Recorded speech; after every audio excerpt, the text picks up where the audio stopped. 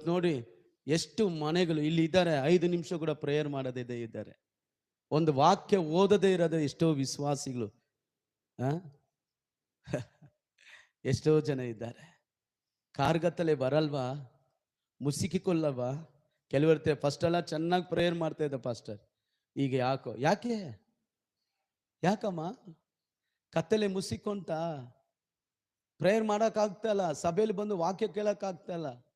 ನಾನು ನಿಮ್ಮನ್ನೆಲ್ಲ ನೋಡಿ ಹೇಳ್ತಾ ಇದ್ದೀನಿ, ಪ್ರತಿ ಭಾನುವಾರ ದೇವರ ಆರಾಧನೆ ಕೂಡು ಬಂದ್ಬೇಕು. ನೀವು ಇವತ್ತು ಮಾಡಿಲ್ಲ ಅಂದ್ರೆ ನಾಳೆ ನಿನ್ನ ಮಕ್ಕಳು ಮಾಡಲ್ಲ. ಇವತ್ತು ನೀನು ಸಭೆಯಲ್ಲಿ ಬಂದು ಕುತ್ಕೊಂಡಿಲ್ಲ ಅಂದ್ರೆ ನಿನ್ನ ಮಗ ಕುತ್ಕೊಳ್ಳಲ್ಲ, ನಿನ್ನ ಮಗಳು ಕುತ್ಕೊಳ್ಳಲ್ಲ.